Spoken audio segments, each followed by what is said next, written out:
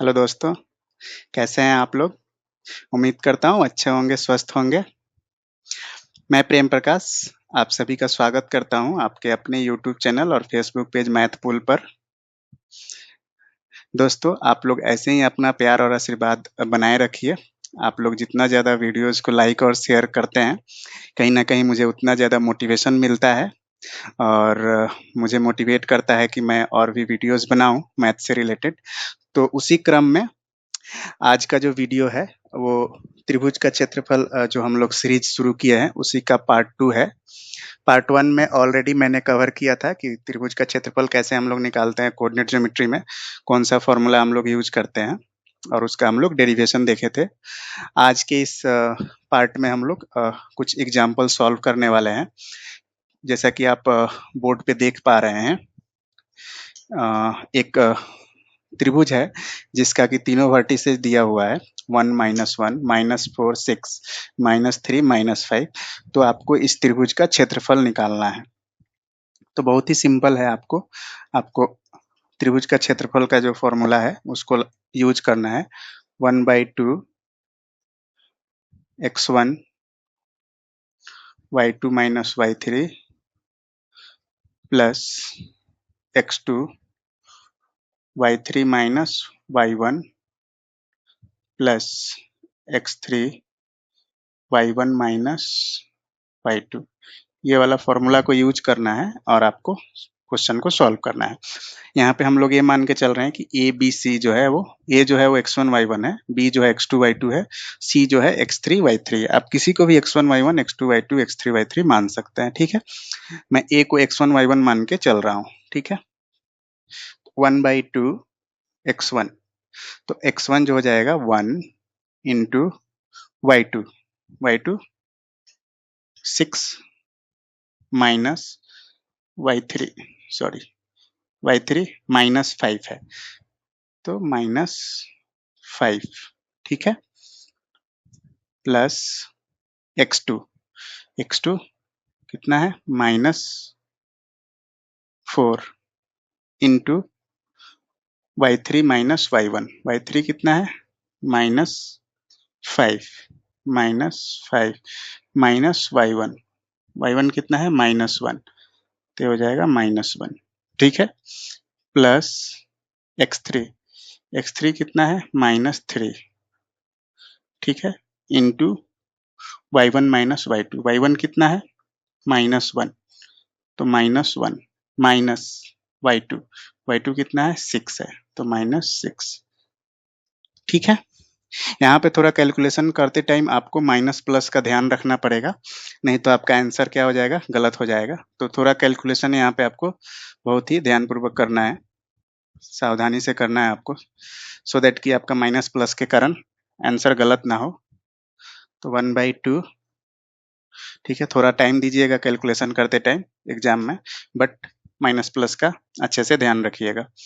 1 into, तो 1 into करेंगे, उसके बाद ये 6 माइनस -5 कितना हो जाएगा, +5 हो जाएगा, तो 1 इंटू 6 प्लस 5 प्लस ये कितना है -4 है, तो प्लस माइनस कितना हो जाएगा -4 इंटू ये -5 और ये -1 कितना हो जाएगा +1, ठीक है।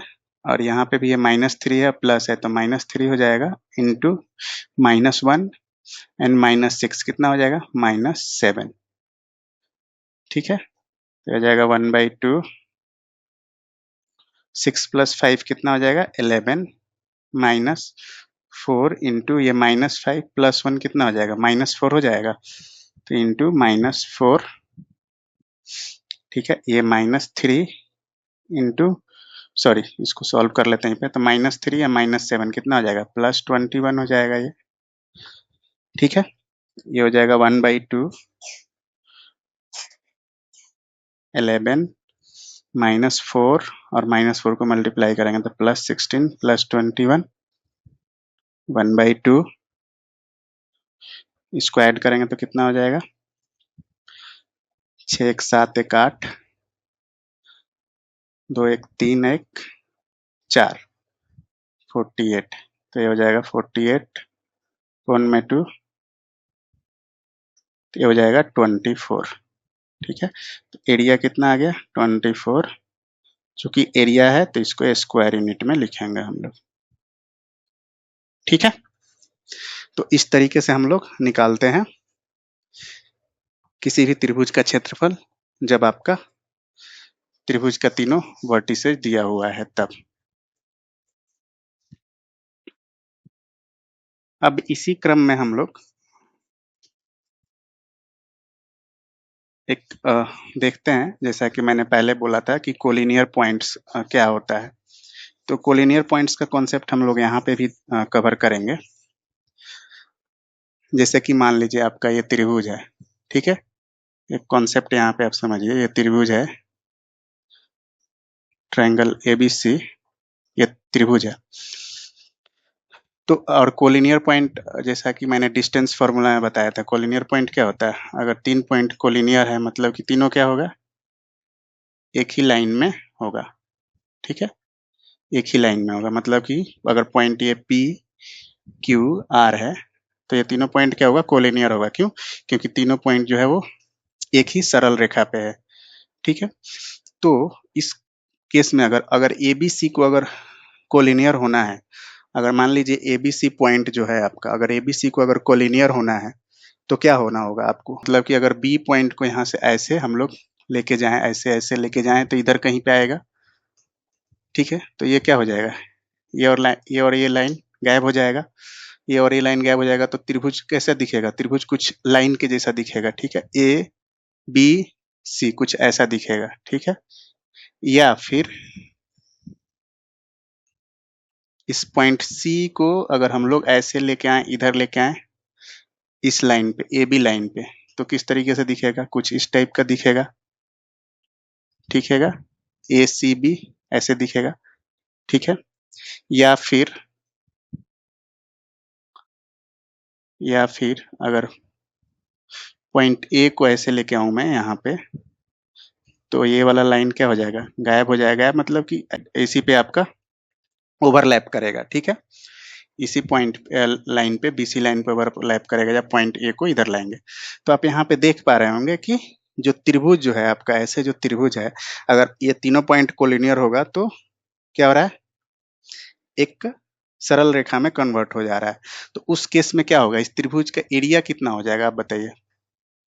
अगर ये पॉइंट ए जो है, अगर ये पॉइंट ए है, अगर ऐसे हो जाए, या फिर पॉइंट सी जो है वो ऐसे हो जाए, या पॉइंट बी जो है ऐसे लाइन एसी पे ओवरलैप कर जाए, तो इस केस में एरिया क्या हो जाएगा, एरिया कितना हो जाएगा, जीरो हो जाएगा, जीरो हो जाएगा एरिया। मतलब कि त्रिभुज जो है वो कितना जगह लेगा, एक सरल रेखा में कन्वर्ट हो जाएगा तो उसका एरिया जीरो हो जाएगा। ठीक है, तो हम लोग इसी को हम लोग क्या बोलते हैं, एक स्पेशल कंडीशन बोल सकते हैं कि अगर कोई त्रिभुज एबीसी का क्षेत्रफल, अगर कोई त्रिभुज ए बी सी, अगर एरिया ऑफ ट्रायंगल एबीसी अगर जीरो है, तो इस केस में क्या होगा, ए बी सी जो है ये तीनों जो होगा एक ही सरल रेखा, ठीक है, स्ट्रेट लाइन पे मिलेगा आपको। ठीक है, तीनों कहाँ मिलेगा, एक ही सरल रेखा, एक ही स्ट्रेट लाइन पे मिलेगा। और इस केस में क्या होगा, और अभी मैंने बताया कि कोलिनियर का कॉन्सेप्ट क्या होता है, संरेखी का। तो कोई पॉइंट अगर, 3 पॉइंट अगर एक ही सरल रेखा पे है तो उस केस में क्या होता है, वो पॉइंट जो होता है वो संरेखी होता है, कोलिनियर होता है।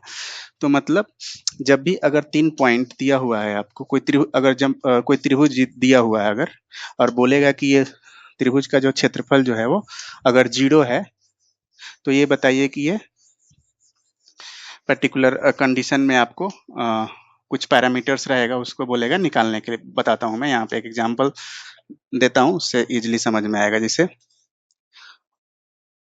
मान लीजिए कि आपका एक त्रिभुज है ए बी सी, अभी ये बोलेगा कि आपका एक इसका कोऑर्डिनेट है K2, इसका कोऑर्डिनेट है 3, 4, इसका कोऑर्डिनेट है 1, 5। ठीक है, ऐसा दे देगा कि एक त्रिभुज है ABC जिसका कि वर्टिसेज इस तरह से है K2, 3, 4, 1, 5।